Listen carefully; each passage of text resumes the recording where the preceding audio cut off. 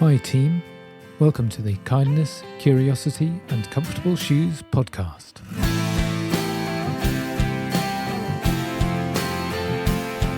My name is James McFetrich and this is an ongoing toolkit for all healthcare staff.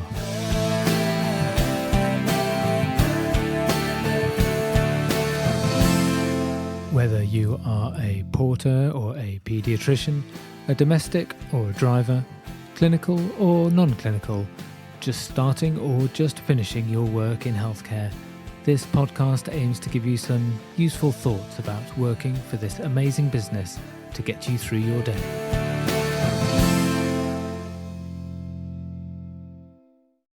Thank you so much for listening. I hope these thoughts are useful and the podcast is fulfilling its purpose as a toolkit for all healthcare workers. So before we start, if you enjoy listening to this podcast, please tell other people, tell your co-workers, share what you like about it. Go on, put it in your work WhatsApp group. Go on, do it now, then it's done. And feel free to follow at JMac Education on Facebook, X, Instagram, LinkedIn, Threads, whatever your social media preference is, and you'll get more information related to the podcasts and other JMac Education updates. Thank you. It's time for another compilation episode. This is the fourth compilation episode that I've done, just in case you prefer listening to these short podcasts back to back, so you get a longer period of time with Kindness, Curiosity and Comfortable Shoes. This episode covers 7 previous episodes. That is resolution, life, debrief, death, compassion, targets and leave. And if you've already listened to these, we'll be back with a normal length episode next week. As I record this, it's early January 2024 and a time when many resolutions will maybe already have been broken. So I thought it'd be interesting to have this episode about resolutions, not just for your own place at work and any work resolutions that you may have, but also thinking about your own personal life resolutions. It's important to remember the definition of resolution. Well, it's a firm decision to do or not to do something. And I often think this time of year, why do we do this to ourselves? Maybe it's because it makes sense at the turn of the year. We can convince ourselves that the days are getting longer. We can look ahead now the chaos of Christmas is over and plan for the sort of person we want to be or work in the way we want to work. However, in healthcare, making resolutions is really difficult because of the complex machine in which we work. It's really easy to perhaps sit and think and make a resolution or think about a potential resolution, but then so easy to have an excuse not to do it because of competing interests, other issues at work, or perhaps not having enough agency within your place of work to make that change. It's also a rubbish time of year, let's face it. In the Northern Hemisphere, it's still dark, it's cold. We may be recovering from the non-work excesses or excitement of Christmas, and healthcare work is clearly stuck with the issues that winter brings of increased emergency attendances, work that is cancelled because of sickness, or managing the absences from colleagues who are sick. And it feels like it's a long time until literally there's any light on the horizon. Personally, I don't make resolutions in January because I just know I'm not going to stick with them. And I guess one of my feelings is, if you're going to make a change to how you work, how you interact with other people, just do it at any time. You don't need to wait till the 1st of January. I accept, though, the only benefit maybe is in January that there'll be other people doing resolutions. There's that sense of camaraderie if you have similar goals to friends or colleagues. Well, my experience would be, I guess, same as many people. You tend to hear about resolution failures rather than successes. And that's not very encouraging for your plans for change. My feeling is to make a resolution work, it should be quite a firm plan with a specific goal in mind that's genuinely possible to stick to or to reach. And there's nothing better than the SMART objectives to reach this, SMART. These are first described in 1981 by a trio, Duran, Miller and Cunningham. And they wrote a paper saying that a resolution for it to be SMART, or a objective to be SMART, that stands for specific, measurable, achievable, relevant and time-bound, SMART. That would be interesting to work through that from a non-work related objective. So if I had a resolution that I want to do more exercise this year, then to achieve that, I could work out the SMART criteria for that. So more exercise. Well, I need to be specific about that. What is more exercise? Well, I quite like running. What constitutes more running? Is it 2 to 3 times a week? Is it every day? Even that could be more specific rather than just the number of times during a week that I run. Perhaps I need a specific goal. Am I going to complete a formal race by the end of the year? Or over the course of a year, am I going to cover a total number of miles? So I need to work on that specificity. The next section is the M for measurable. Well, it's quite easy for running. I can record how many runs I do a week or my total mileage, or I could have some form of training plan that I could tick off. That's relatively straightforward for that example. A is for achievability. I may want to increase my running, but is it a marathon distance that's genuinely achievable? Is it running, 50 miles a week? And do I actually want to do that? Or maybe I need to think of something that is going to be more achievable if I'm running from scratch and do something like the Couch to 5K program. I think this is where most people fall down. We have high aspirations, but don't really think what's going to be achievable within our current lifestyle.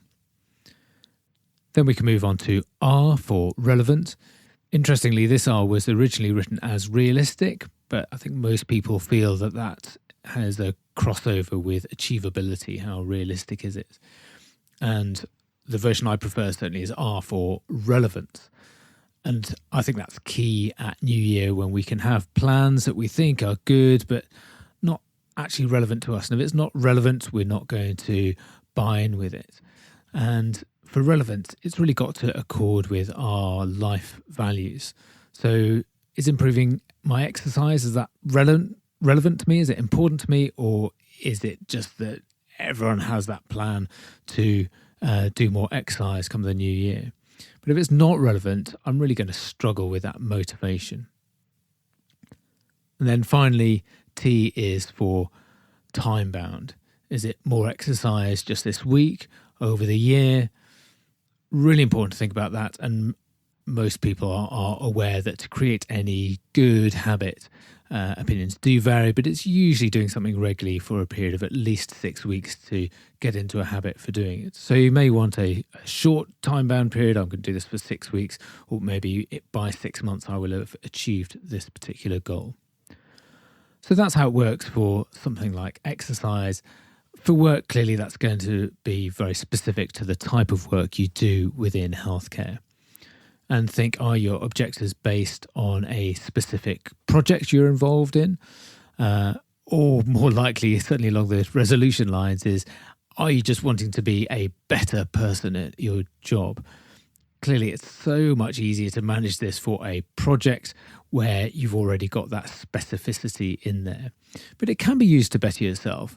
You may struggle working out each of those areas of SMART, and it's important to really get that specificity down. So, for example, lots of people get overwhelmed by emails and how they manage that. And if your resolution is to be better at managing those emails, you're going to need to be more specific. Otherwise, it's doomed for failure right from the start. So define what better is for you. What does success look like? If you struggle with that, maybe think about where you want to be in a year's time and what sort of micro goals will you need along the way to help you get there. So that specificity is going to be important. Something that's measurable, again, going to be very dependent as to what you're doing, but make sure there is some way of recording it, helpful so you can look back and chart your progress. Genuinely, is it achievable with other pressures, certainly within work, but also outside of work? Making sure it's relevant. Is it relevant to your career progression? Is it relevant to the role that you're in? And having some kind of time-bound endpoint or limit where you can look back and check where you are with things. This is a very brief episode. It's entitled Life. And the reason I'm doing this and the reason why it is brief is life has just got in the way this month. There seems to be a lot going on. So not a full podcast episode, but a little reminder. It's really encouraging and helpful to me to hear back from people who listen to this podcast. So if you haven't already, please contact me through any social media outlet at JMac Education. That's at JMAC Education, all one word. You'll find me there. Or you can help support the podcast by going to buymeacoffee.com/JMacEducation. Or you can email me at hellokccpodcast. That's hellokccpodcast@gmail.com. It'd be great to hear from you, great to hear what you like about the podcast, and especially any thoughts about any future episodes that you might like to see covered. That's really encouraging to me, helps me continue this work. Otherwise, that's it for today. Just remember, if life gets in the way of what you want to do, how important is it to you? How important is it to you not to do it? And have a thought about that with your current workload. It's all about looking after yourself and remembering how important your comfortable shoes are for your own sanity, and to make sure when you are looking after other people in healthcare, you still have time to look after yourself as well. So that's it for this week. Coming up over the next few weeks and months, we have discussions about targets, compassion, death, people, emergencies, professionalism, burnout, empathy, compassion. The list goes on, and I hope you can join us for those in the future. So from here, this is me signing out for today, but back to normal next Wednesday. Thank you. Today, I thought I'd have a look at Debrief. So in the emergency department, my clinical background, we tried to debrief as much as we could, especially if we had any critical or specific clinical incidents. But I'm not sure how much it's used in the wider healthcare world. And I thought it'd be interesting to have a look at it because there are a number of different aspects to debriefing. My personal definition, I guess, would be that it would be questioning someone or a group of people in detail about specific work they have done in relation to an incident, and use that as an opportunity to explain the rationale or purpose of what has happened, so we can all learn as individuals and as a department or an organisation. Interestingly, if you look at definitions on the internet, I couldn't really find one that covers my definition as I've just described. Typically, the definition that you get is along the lines of questioning someone, typically a soldier or a spy, about a completed mission or undertaking. So some differences there. I'm not aware of many soldiers or spies that work in healthcare who would need that sort of mission level debrief. But I guess the principles are fairly similar. It's having an in-depth look about what has happened so we can emotionally unload and examine our feelings about that, but also think about the practicalities of what has happened and can we learn from that. Often in healthcare, we debrief after a significant event, and if it is a something very significant, that we want that to be as immediate or as soon after as possible, and we'd think of that as a hot debrief. later on I'm going to talk a bit about cold debriefs, but also that personal debrief, which is often forgotten about. So if you had a hot debrief, you want as many people there as possible who are involved in the incident once they, as a group, no longer have any clinical concern or inputs to the patient. You may also want to involve some non-clinical members of staff who have an understanding of debrief or want to understand a bit more about the effect on those individuals involved. And the process that I use, that I think comes from my background at Northumbria Healthcare, would be the I swipe method. Lots of different ones out there that you can see, but this covers pretty much the common ground. So I swipe is ISWIPE. First I stands for introductions. Like anything like this, you want to know who is there, especially if you don't work with them normally clinically, so you understand their role. And then a summary. So to give the summary, you want someone to be leading this, and I think it's helpful to have someone who perhaps wasn't directly involved in the incident, just to clarify why we are having this debrief and quickly go through the outline of the clinical scenario. After that summary, it's opening up to the team. You may want the team to contribute to that summary to make sure that you've covered all the salient points. But then we're going to open up to the team, make sure everyone has an opportunity to talk in the W aspect, which is what went well. And all those things that we tend not to be very good at healthcare, about congratulating ourselves or even identifying when things have worked well. We're often quick to come in with the negatives. So I really like to spend some time at this bit. What went well? Let's think about the teamwork, the communication, the leadership, the team membership, the decision making. Was there delegation? Was the outcome as good as we expected? You want to have all those ideas in mind, but go with the flow of the team, especially for a hot debrief, to get an understanding of what areas people want to talk about that they feel and that they noticed went well. Also really helpful at this stage to have someone external who perhaps saw some of this or is aware of the outcome to give their opinion about what went well.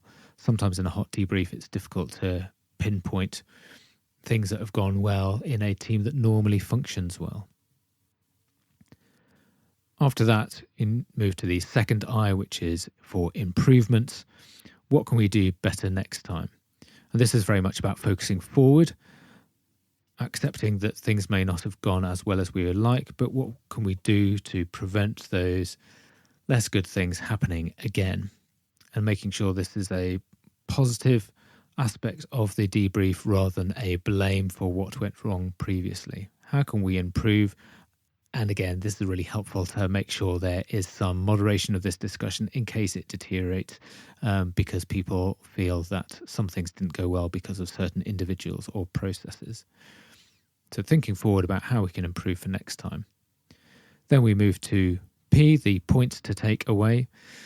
So after a long discussion like that, it can be difficult to identify what are we actually going to do differently. What are the points for individuals? What are the points for the team, the department, the organisation, maybe the wider healthcare system? And it's helpful for whoever's leading this to jot those down as they are discussed, to bring back to this section the points to take away so we can recap about that and make sure that everyone is happy with how we have understood the process of what's happened. That's the predominant part of it. During this, these things may come up, but you may want to bring this up at the end. The E is for equipment issues. Often there are things that are only brought to light during a specific incident. So talking through those issues that can be dealt with, was the right equipment in the right place? For a hot debrief, time is of the essence. People will have a job to get back to. They will have other clinical commitments.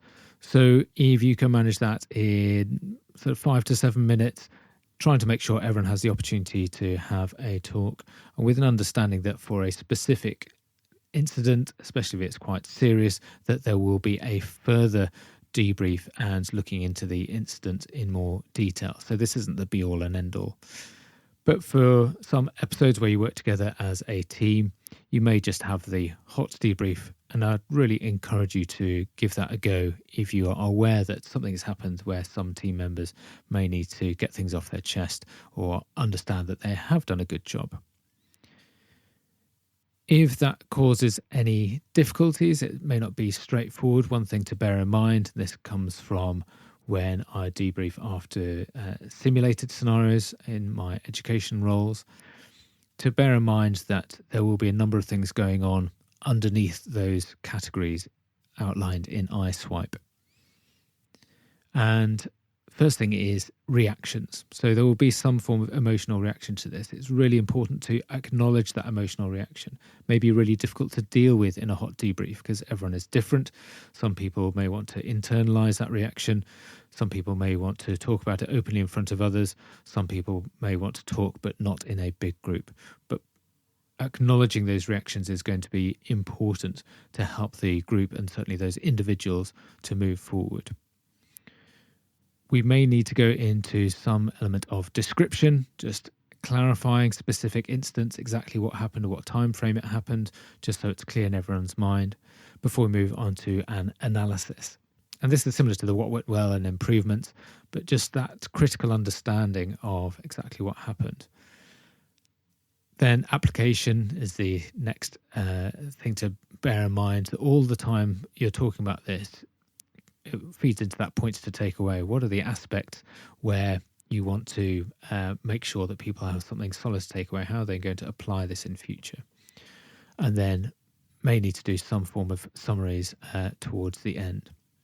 So while I'm thinking about iSwipe, those are the headline aspects: introductions, summary, what went well, improvements, points to take away, and equipment issues. Underlying that are my thoughts. Are we just managing the team's reactions? Are we clear what we're describing? Are we actually analysing what's going on? Looking forward to how we can apply that in real life and making sure there are summaries for that. So that's a hot debrief. There may well be, as I've mentioned earlier, a cold debrief for a specific investigation into a more serious incident. That may be some weeks after. That will have perhaps more structure to it, and your organisations will have different ways of managing that. One of the benefits of a cold debrief is that people will have managed some of their emotional reaction in their own way, hopefully with support of team members and the department.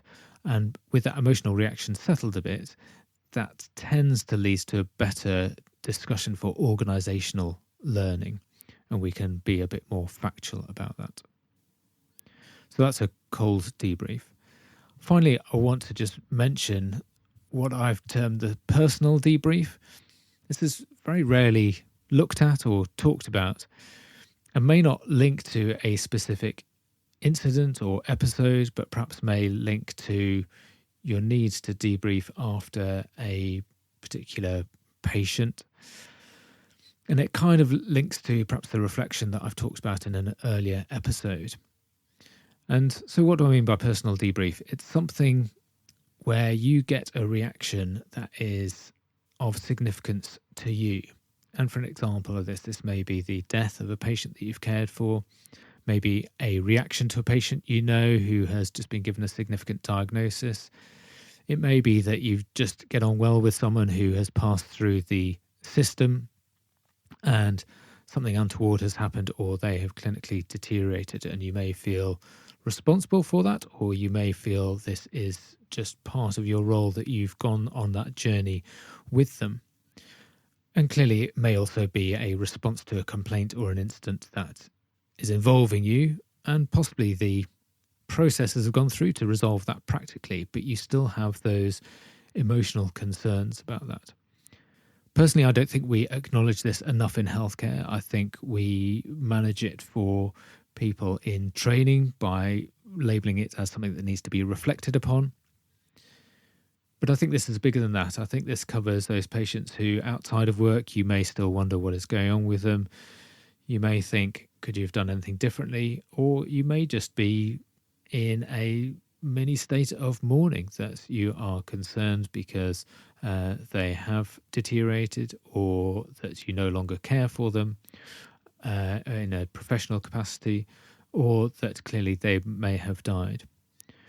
Really important to acknowledge those reactions that you have, and really, really helpful to talk to someone about it, whether that's inside or outside of work. Clearly being careful about confidentiality once you start talking to people about it. And my feeling would be not to be afraid to respond in a way that is helpful to you. And there may be a number of different ways that you may respond. Some people will write these things in blogs or put things on social media, and again, being careful if that is useful to you, that you are careful about who may have access to that, who may read that, and being aware of confidentiality. But it may be something more internal, and this may be something that you've not tried before, but try expressing yourself by creative writing, some kind of poem, or just a piece, just putting words down on a page, or maybe in some kind of art form, just to get those feelings out of there.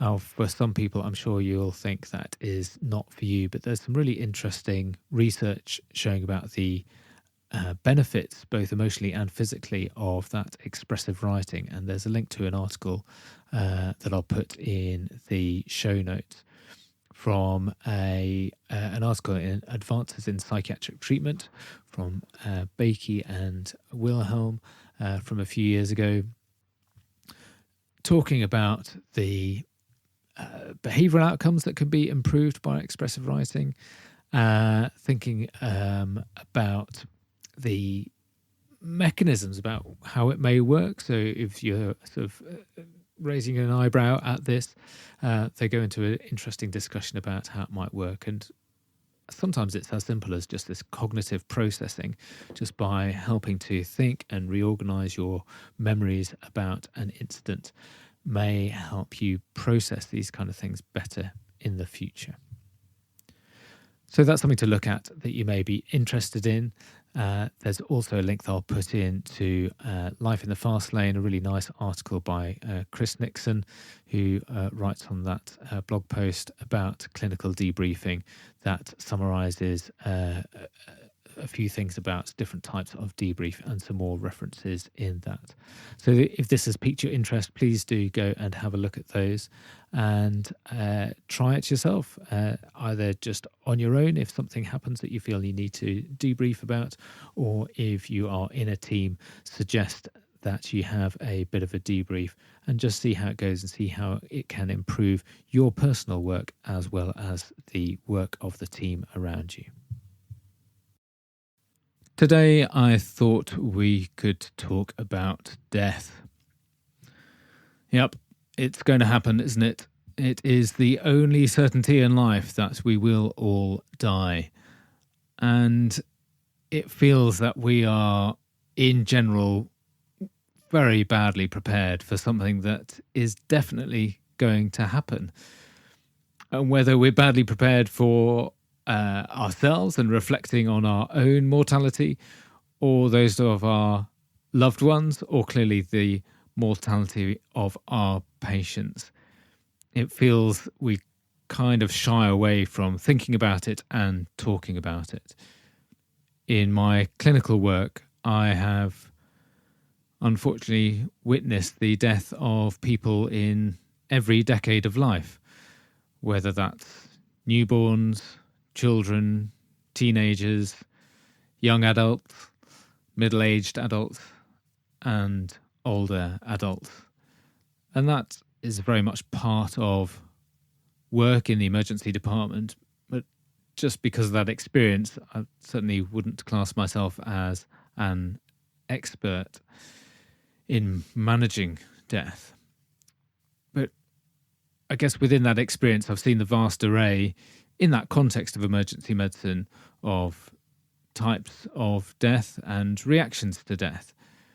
And also vastly more people who have come very close to dying and we have steered them away, either for someone who is still going to die imminently, but we've been able to give time to allow their family to say goodbye, or clearly successfully treating illness that has been life-threatening. Clearly, we wouldn't be very good as health professionals if we weren't trying to do our best to delay death and avoid those, avoidable deaths. But I feel very strongly that we could do better at acknowledging that death is a thing. And the problem I feel, and I know it's the same with lots of clinicians, is predicting when it's going to happen. Just in life generally, I remember talking to somebody who had just retired, and they were saying the only way they could sensibly organise their pension and their retirement years is to know exactly the date that they were going to die. And it's a bit like that with patients. If we could know accurately when people are going to die and from what cause, we probably would be so much better at managing everything up to and including that point. And end-of-life care, it is so emotive, it's very difficult, it's clearly very individualised and involves so many different parts of the healthcare system. And clinically, if you're dealing directly with those patients who are near death or dying, managing their symptoms can be very difficult. Understanding the different care pathways, clearly that feeds into the local politics of wherever you work about how best people can be managed and where they should be managed. And not to mention the legal issues involved as well, the things that get brought up about powers of attorney, advance directives, do not attempt resuscitation discussions.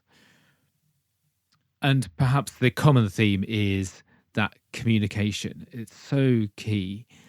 And like everything with communication, understanding the cultural issues where you yourself are coming from, but also the patient and the cultural setting that you are treating that patient in. I know there are some cultures around the world that if you're not offering the family member who is dying absolutely everything possible that is currently available, then you are letting them down and you are not supporting them in a way that a good family member should. And clearly there are lots of people around the world who are unable to access help that may prevent or delay death when needed. But on the whole, understanding that good clinical care is knowing that death is likely and how best we can manage that. One of the phrases that was only starting to be used relatively recently in the past decade or so, and I first heard it from Catherine Mannix, who's a palliative care doctor who's written a great book called With the End in Mind. The phrase that I heard her say was saying that someone is sick enough to die. And that's so important as clinicians and as relatives and as a patient to know that that is a potential outcome. So we're not ignoring that as a fact. We're not blindly assuming that everything is going to be optimistic. It's also not being pessimistic. It's just being realistic that someone is sick enough to die can help manage conversations so much easier. One of the most difficult things that we talk about in general for lots of patients and is very politically driven at times, but also very emotive, is do not attempt resuscitation discussion. And my feeling has always been, and part of what I would explain to people, that if you are so unwell that as part of that unwellness, your heart stops and you go into cardiac arrest, things are pretty bad. And whatever we can do to try and get your heart started again, we've still got that underlying illness to try and treat and manage as well. So part of that realistic discussion is understanding where all parties involved, how they sort of feel about that as a decision, that if someone's heart stops, how useful and beneficial is it going to be to the patient to resuscitate them if we can, and then still try and treat that underlying illness. And perhaps in popular culture, it's difficult sometimes to accept and understand that when we see and hear stories about people who have a primary cardiac issue that's causing their heart to stop that can be reversed by good quality basic life support and early access to defibrillation and ongoing care. And I'm absolutely a passionate supporter of making sure that people understand how to do basic life support for someone who is out and about in the community and has a sudden cardiac event that causes them to go into cardiac arrest. And understanding and the nuances around those discussions can be so difficult because they tie into our own feelings and understandings about death, as well as the culture that we are in. A final thought, especially for the clinicians that are listening, it's a really nice podcast about death from the Resus Room team. If you search for Resus Room wherever you get your podcasts, some very nice advice and discussion about end-of-life care, very clinically based, and a discussion with a palliative care consultant called Ed Presswood, just very eloquently going through all the different aspects of palliative care that you may want to listen to. And as I say, the Catherine Mannix book, With the End in Mind, is also a useful read. So my bottom line, I guess, don't be afraid to embrace talking about death and acknowledging death, both at work and outside of work as well, and just trying to get comfortable talking about it and think about how you can improve your understanding about how you can manage death in your area of work. Today's episode is all about compassion, and it's a key part of working in healthcare to have compassion. Most people enter the healthcare profession because they have that strong sense of compassion. But what exactly is it, and why do we sometimes lose it, and what are the effects of that? So the definition, the language origins of it, come from the Latin and meaning to suffer with. Compassion is to suffer with. That feels quite heavy going, doesn't it? The more modern definitions are that it is a sympathetic concern for sufferings of the misfortunes of others, and perhaps particularly related to healthcare. It's been described as an emotional response to another's pain or suffering, and crucially, also involving an authentic desire to help. Well, that all kind of makes sense, doesn't it? So why do we sometimes lose that compassion along our own journey in healthcare? And that erosion of compassion has been talked about a lot and is a lot more comfortably talked about in the medical press from what I've seen.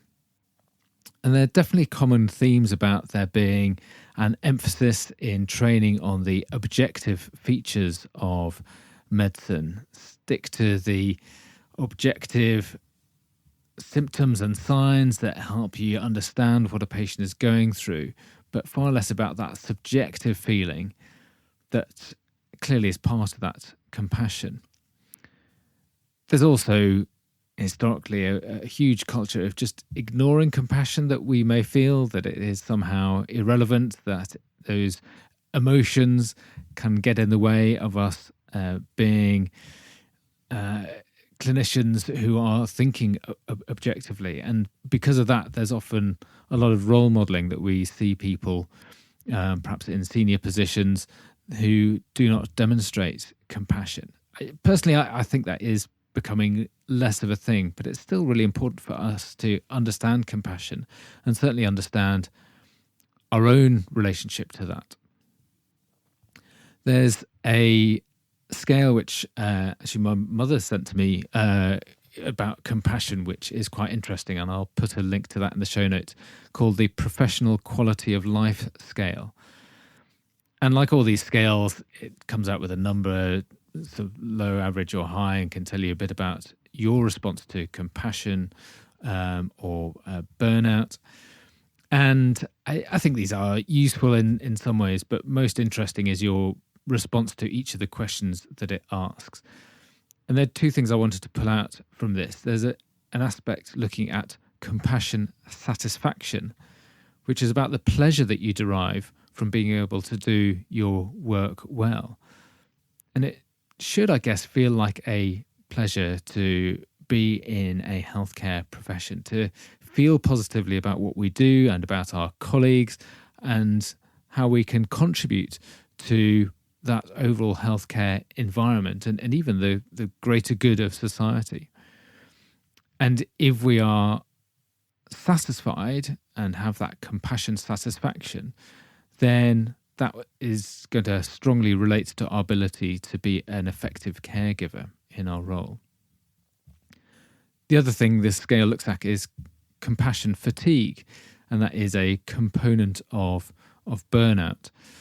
And that specifically, that fatigue is those feelings of hopelessness and difficulties in managing the caring work that you want to do or doing your job effectively. And those negative feelings often have a gradual onset. This is different to a particularly single bad case or possibly a single bad shift. But over time, when you get that feeling that your work is making no difference, even when there's good objective evidence that you're doing well, and that's often associated with a really high workload or working in a non-supportive environment. So that feels quite technical. There's a lot of stuff going on, but very simply, if we are stressed at work, there's a physiological response. We produce a lot of adrenaline for that, and we know that that will reduce our ability to be compassionate, and sometimes described as being just pouring from an empty cup. So that's really useful to know and understand, and lots of that information is out there. But what can we do to rectify it? Well, there's a great podcast. Again, I'll reference this in the notes. The SO podcast, the Somerset Emotional Wellbeing podcast, that had an episode specifically looking at compassion, and a few things that I pulled out of there that I thought were helpful. Firstly, there's something that really relates to me in this podcast about comfortable shoes and looking after yourself, that we need to be able to self-care to improve our compassion. And that's often forgotten. For us to be able to give, we need to have had that care for ourselves. And partly related to that, I guess, we need to have that self-awareness of when we are being less compassionate, or possibly just the self-awareness that we need to look after ourselves a bit more. Other things, as you'd expect in a complex work environment, that approach to teamwork, if that is there, then that can really help to improve our ability to be compassionate. And at the top of that teamwork, that compassionate leadership. And that goes really all the way up to the politics of whatever healthcare system you're in, that system needs to be patient-focused rather than target or finance-focused. And there's good evidence that when that filters down, then your team will be more compassionate. And although that sounds complex and difficult, a lot of that is based on those simple hierarchy of needs, the Maslow's hierarchy of needs that I've referenced previously in another episode.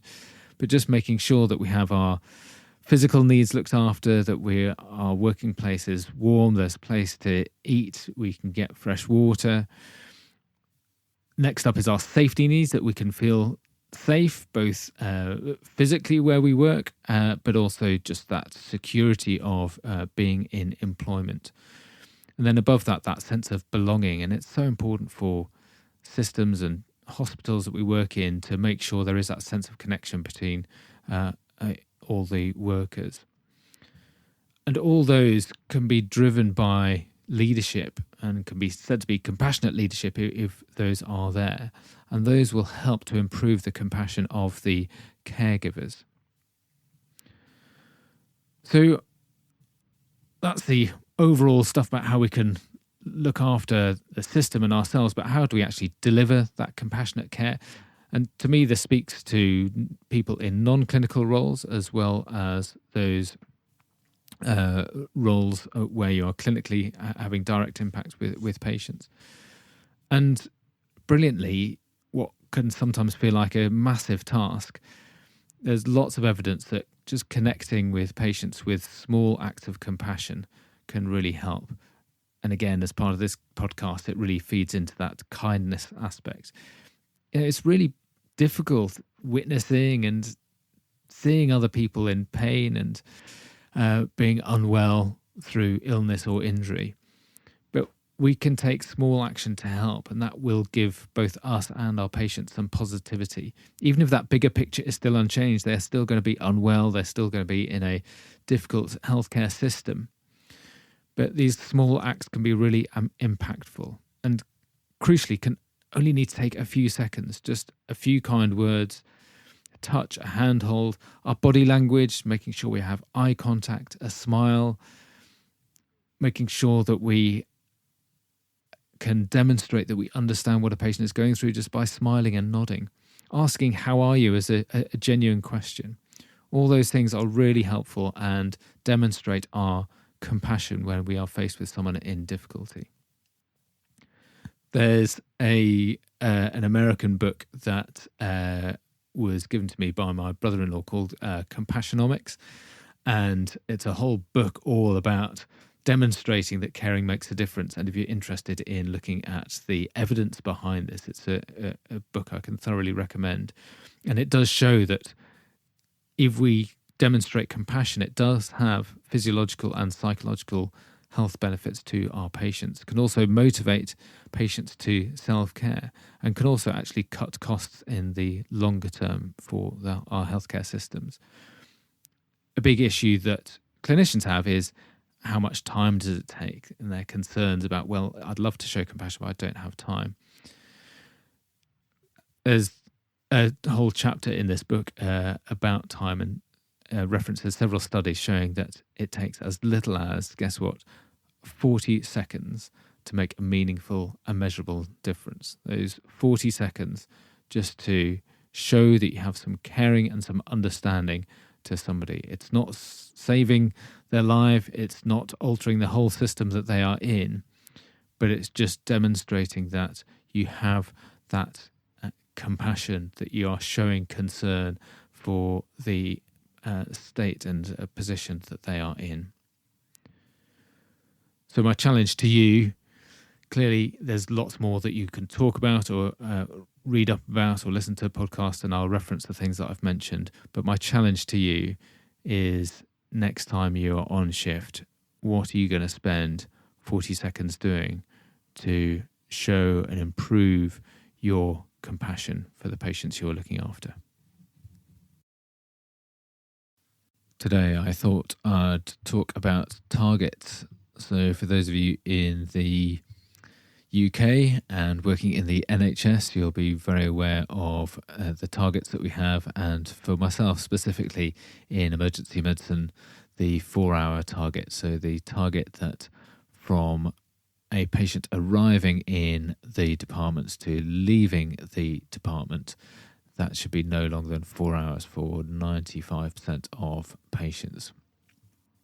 So targets are very close to my heart. They've been a big part of my clinical career. Talking about it today, often look at topics by finding a definition of a topic. Brilliantly, the first definition of targets that I found was a person, object or place selected as the aim of an attack, or an object shot at. And it can sometimes feel like that, can't it? Perhaps a better definition for what we want to talk about is a target is to direct an action at a particular group or specific desired outcomes that support achievement of the objectives. And that's really what the NHS and other healthcare targets are about. They're performance measures. They are a means to achieve progress against a priority. And whatever you feel about the definition of targets in your line of work, you will definitely be accountable to them at various times. And they should be there, I guess, to maybe encourage, certainly guide, aim towards best practice. But we know they are often used as a stick to beat people with, either at a local level or certainly at a national level with the media. And I guess one of the problems I feel with targets is that at some point somebody has to stick a finger in the air and decide exactly where a target should lie. Clearly, that's going to have input from experts in whichever field is relevant. But as I say, for the target in the emergency department, how do we know that 95% of patients should be seen within 4 hours in the emergency department? Why is it not 90%? Or why not 5 hours? So there can seem quite arbitrary, but clearly well-meaning numbers. But as soon as we attach that target to a performance measure, then there is political or organisational meaning to it. League tables can be produced, performance measures can be displayed on a graph and discussed in monthly meetings. And once we get to that level, then there is that political pressure, broadly speaking, that if a target isn't being met, well, is it the right target, or is the system not reaching the target? If we change the target, so we then hit it, the system will then appear to be functioning better. There's also the aspect of gaming when it comes to specific numbers. This came very clear to me in my time in emergency medicine, when patients would, on paper at the very least, leave the department at 3 hours 59 minutes. But it doesn't take much thinking about it to think, well, who's to say when that clock should stop? Is it the time they finish their treatment, the time they leave the room, the time they leave the department or the hospital, or when their notes are finished up by the clinician? It's all fairly arbitrary for something that is timed literally to the minute. Add up all those figures and average them across a population, maybe it does mean something, and maybe some of those errors will be cancelled out. But it just makes me feel slightly uneasy that such a significant measure, we don't actually know when the clock should start or stop. And what you don't want that to turn into, and that has clearly happened at many points with various different targets, that for us in emergency medicine, would you stop treating one patient just to ensure another patient would leave before their 4 hours were up and therefore tick a box that they had completed their stay before 4 hours, but at the risk of the patient that you're in the middle of treating had their treatment paused to manage someone else? That's clearly not right. But some people interpreting the targets in the wrong way would feel that would be the way to manage it. So are they just a necessary evil? Maybe without them, our standards would just slide. We would just think, well, it's okay, I'll do that referral tomorrow. But each delay means that's a delay to a patient. And if you have, for example, a 2-week wait for a cancer target, if you delay your referral, that adds another day onto that patient waiting. And all of us have a part to play, whether you are a domestic cleaning a room ready for the next patient, if you work in administration ensuring appointments are sent out, whether you're a clinician seeing the patient and filling in the right form for their treatment. We all have a role in making sure that whatever targets are relevant to our care are being kept. I do think we need good practice to aim for, but we look at that from a population perspective, and it's sometimes difficult to apply those targets to the individual patient in front of you. And from a working point of view, I think it's really easy to lose satisfaction in work when you're keeping to someone else's targets that may not make sense to you or indeed for the patient that you've got sat in front of you. But we do have control over what we do to help the system. The more control we have over our work, the more satisfied we will be in our work.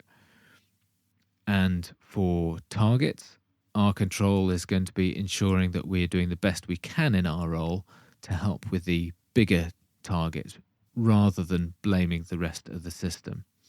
And that's the problem that we see all too often. We forget that we are a small cog in a machine, but a vital cog. and that we can look at elsewhere in the system and see the errors and problems there that contribute to the targets, rather than initially focusing on what we can do to make sure that we are doing the best we can to hit those targets, whatever your feelings are about them. So maybe the next time you think about targets in your place of work, and if your seniors are asking you to do something differently in response to meeting a target, just pause and think, how well do you actually understand those targets? Why are they there? And how can you help to meet them? When this episode goes out, it will be February half term for those listeners in the UK. And I thought it'd be interesting to think about the importance of taking some leave in this little mini holiday, certainly for school children. And taking that leave, some time away from work, is really important. And whether that time is forced on you by your rota, if you're working a fixed pattern, or whether you have complete control of when you have time off, or whether you refer to it as your off duty.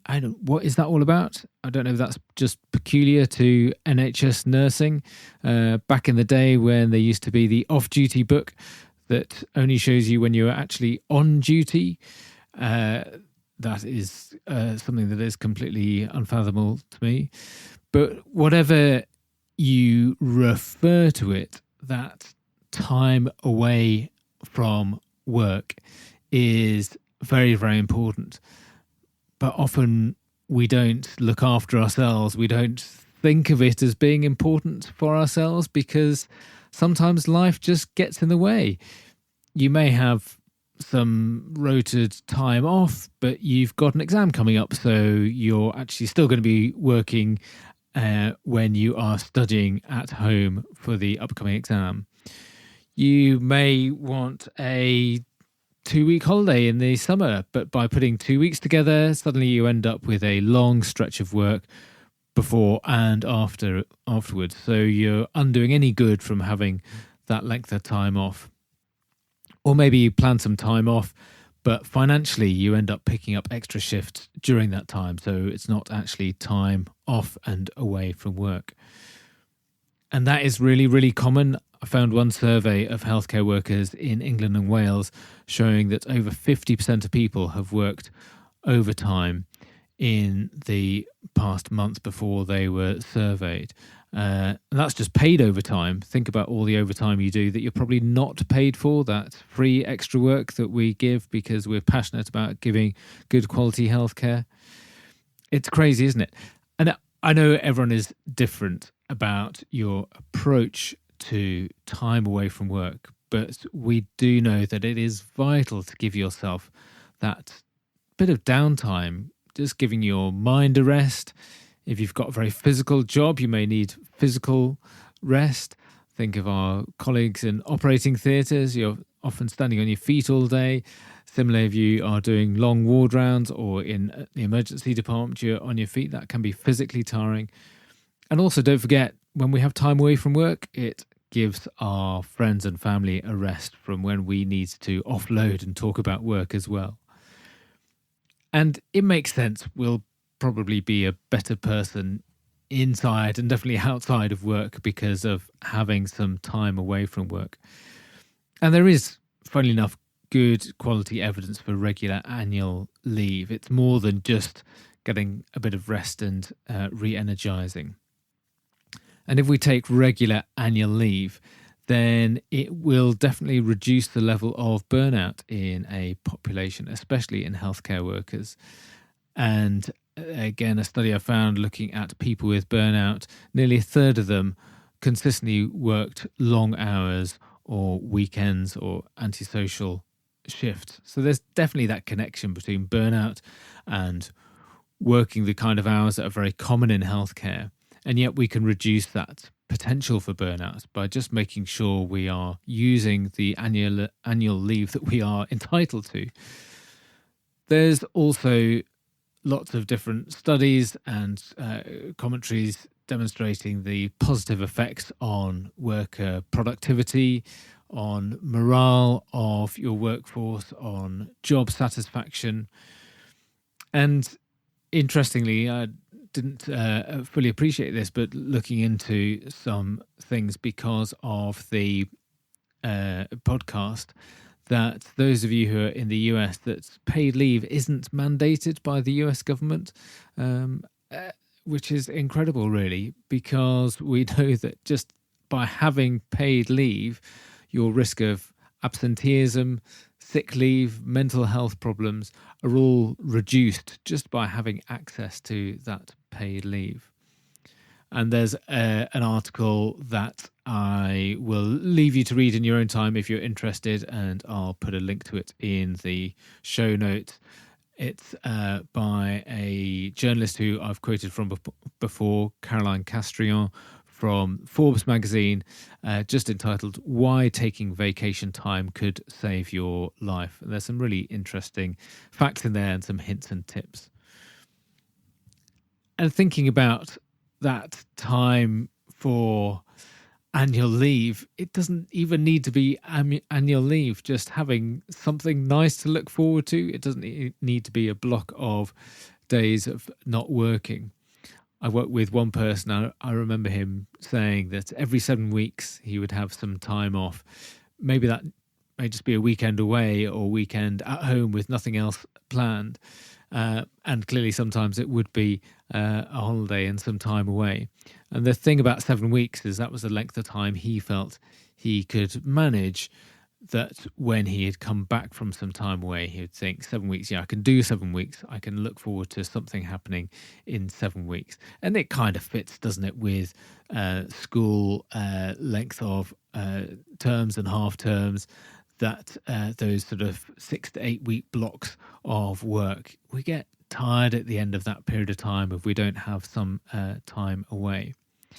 And it can just be something fairly simple, just time at home catching up on movies. It doesn't need to be expensive, a whole week of duvet days, something as simple as that, through to what may be the holiday of a lifetime. And if you haven't got a block of time off, maybe just looking forward to a night out, going to the cinema or the theatre, some time catching up with friends, going out for a coffee, just knowing that's a day that you're going to go for a walk and get some exercise, get some fresh air. Just having something on the horizon that is important to you, that you will look forward to, that will keep you going. And we know that clearly financial times are very interesting at the moment, and there will be times where we could be not working, but we sign up for extra work. We all get guilted into, or we feel it's part of our role that we are doing that, or maybe, as I say, we are doing it for financial reasons. It's really nice to attach a purpose to those extra shifts that you sign up for. I remember when we were saving up to go to Disney as a family and put in a few extra shifts to be able to pay for it. But in my mind, they weren't extra shifts, they were Disney shifts. I was doing it to be able to spend some time with my family in Disney, and it just made the extra work a tiny little bit more bearable. So I hope you have got something on the horizon to look forward to, especially if you're in a run of difficult shifts, difficult period of time at work. And if that's something to look forward to is a few days of leave, that's great. But even if it's not, even if it's just a day or two of not being at work, what are you planning for then? What are you looking forward to in the next few weeks that will be a shining light to aim towards while you are grafting away on a difficult day in your work in healthcare? Thank you for listening today. There are links in the show notes for information that I've referred to in the show. And if you enjoyed the show and want to help the podcast grow and expand, then please support me and the show and head to buymeacoffee.com/jmaceducation. That's buymeacoffee, all one word, .com/jmaceducation, and support the podcast there. Or if you're listening on the podcast website at kccpodcast.buzzsprout.com, click on the heart on the top right of the page, or click on the support the show link in the show notes. It's also really helpful for me if you rate, review, like, follow, share, subscribe, whatever's appropriate on whichever platform you're listening on. Again, it really does help grow the show. Thank you. So please take care of yourselves out there. You are doing a great job. And remember, be kind, be curious, and don't forget your comfortable shoes.